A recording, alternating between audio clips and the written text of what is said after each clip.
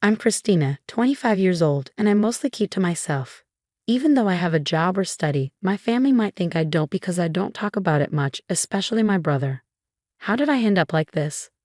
Well, it all goes back to my time in middle school when I started feeling like I couldn't trust people. It's not just one thing that caused it, but mostly because I felt ignored.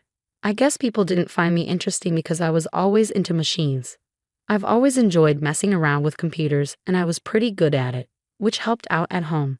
But then my school grades dropped because I spent more time with computers than with friends, and my parents got worried. When I finished elementary school, my parents started telling me off, saying, "Stop spending so much time with those machines." During middle school, as my parents kept scolding me, I started feeling like I shouldn't pursue my interests. So whenever I had free time from school, I'd hide in my room to avoid my parents, cutting off contact with the outside world. This made more people think I was strange or risky, and I started feeling isolated even at school. The only person who supported me was my brother Keith. He always knew how to cheer me up and keep me going. With his help, I finished school. But I didn't go to high school. Instead, I did computer jobs from home. When I was about 16, I got a part-time job, and with the money I earned, I bought old computers to take apart and rebuild from scratch, just the way I liked. My hobby became a business opportunity, and by the time I hit 20, I was making and selling computers. Soon, I started my own business, offering affordable computers, and became quite well known. By the time I turned 25, I'd made a decent amount of money. I even started contributing $2,500 to my parents' household each month and still had money left over. Even though I tried explaining my job to my parents, they didn't get it. After a few arguments, they decided that as long as I could support myself, they didn't mind what I did. This meant they stopped interfering and I could live as I pleased at home. But my brother still didn't think much of me. My brother used to be my ally, the one who understood me best when I was in school. He was really kind, but maybe he got tired of his sister, who was still at her parents' house tinkering with machines even after turning 20. Over time, he started treating me harshly whenever he saw me. Since I didn't keep quiet about it, we ended up having more conflicts, and now we're not on good terms. Things got even worse after my brother got married. His wife, who we'd known since high school, never really liked me. After hearing about me from my brother, she didn't want to be my sister-in-law and seemed to influence my brother against me. Because of this ongoing situation, I became known as the troublemaker at home. Even though I stayed in my room most of the time, I felt my heart breaking from all the hostility directed at me, which was different from my parents' concerned words. Suddenly, my parents' home, once a cozy sanctuary despite the criticisms, turned into a hostile environment. I no longer felt comfortable there, and it seemed like my parents were being swayed against me while my allies disappeared. Even though I had my own income and contributed to the household expenses, my brother and sister-in-law, who didn't understand my work, saw me as a burden. They started talking about kicking me out and taking over the house. Feeling disconnected from my brother and his plans, I figured leaving wouldn't make much of a difference. Once I found a new place, I wouldn't have to contribute to household expenses anymore, which meant I could save that money instead. It was kind of a silver lining. As I was thinking about moving out, my brother brought up the topic of inheritance out of the blue. He seemed to think that our parents' financial comfort, despite my lack of a traditional job, was due to their wealth. So when the idea of me leaving came up, he suggested, "Since we'll be taking care of Mom and Dad, we should inherit their assets. You should give up your share of the inheritance." But the truth was, the reason our parents could enjoy their lives without working was because I was covering their living expenses. I didn't think they could manage without that money, but my brother saw me as nothing but a burden in my room. Despite feeling like leaving was the best option, I decided to ask one more time out of kindness. "Are you really okay with me leaving?" I asked. My brother just laughed and said, "We'd be happy if you left already." It became clear once again how little he understood. I felt sorry for him and his wife, which made me even more determined to leave. A few days later, I was still in my room, and my brother and sister-in-law were relentless in their efforts to get me out. They kept knocking on my door, convinced Mom to stop cooking for me, and even told me to do my own laundry. But these were all things I'd have to do if I lived alone anyway. I wasn't going to just sit back and let them take my place away from me without a fight.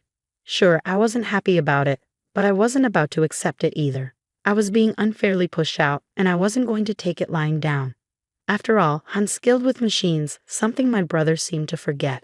He didn't realize the power I had with a computer at my disposal. I wasn't the type to quietly obey orders and leave. My brother's marriage, with me as the reclusive sister, was the only chance for our parents to have a grandchild. They were so focused on that, they didn't see how wrong it was for me to leave. So I decided to set up a little surprise for them, a trap that would spring into action as soon as I left the house. After finding a new place to live and completing all the necessary procedures, I was ready to leave my family home. Just before I departed, I left a farewell message for my parents and brother. I've been supporting the family and you've forgotten all the good I've done. I hope you realize who the real burden on our family wealth is.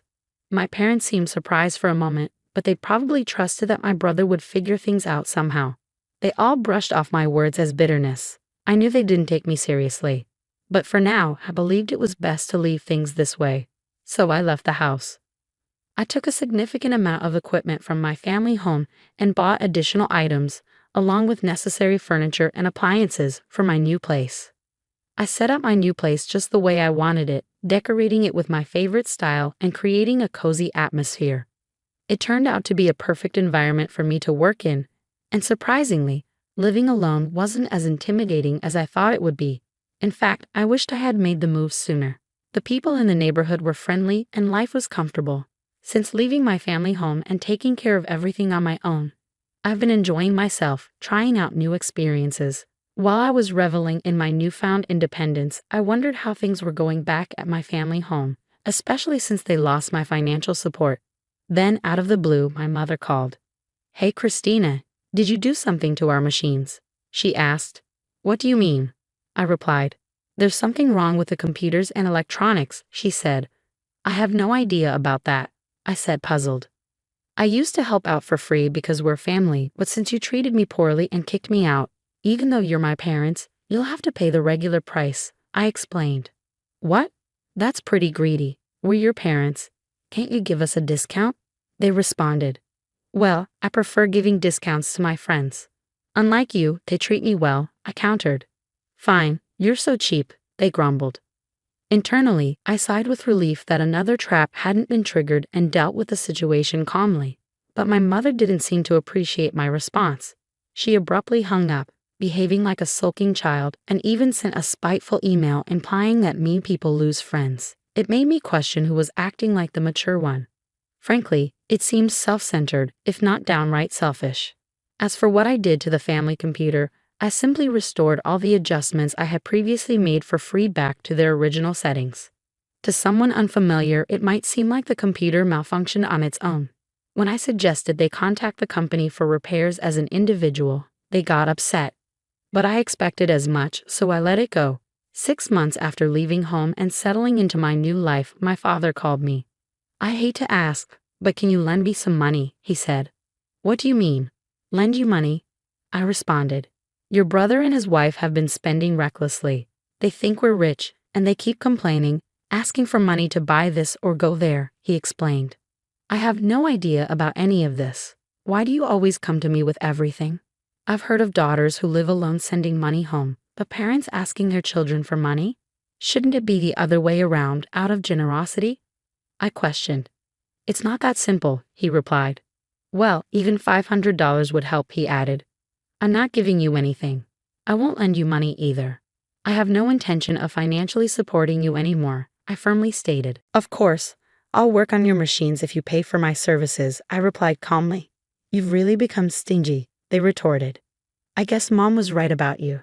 They went on complaining about my unemployed years, but I didn't let it bother me. I just ended the call. My father didn't send any emails, but he started calling me multiple times a day, which I found annoying. What troublesome parents I have, I thought to myself. A few days later, my brother, sounding desperate, called me. When I asked why they kept contacting me, he asked, "Do you know why our family was wealthy?"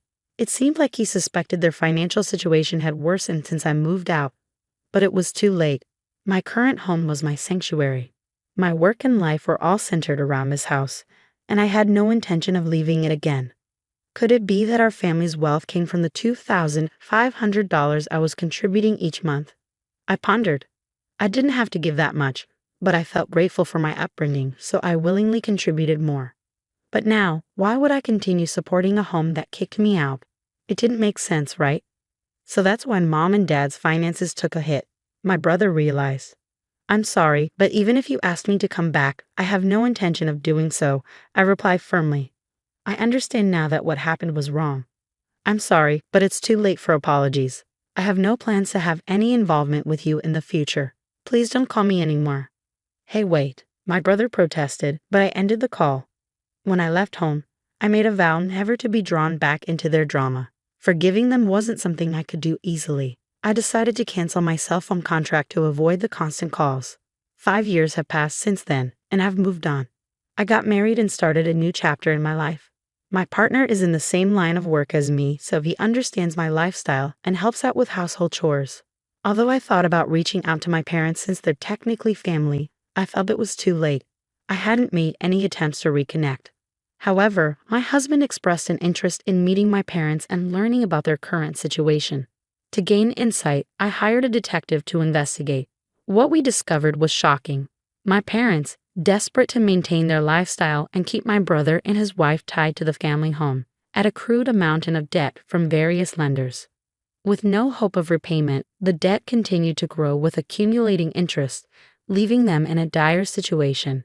The debt from my parents alone exceeded $100,000, and their house had been used as collateral.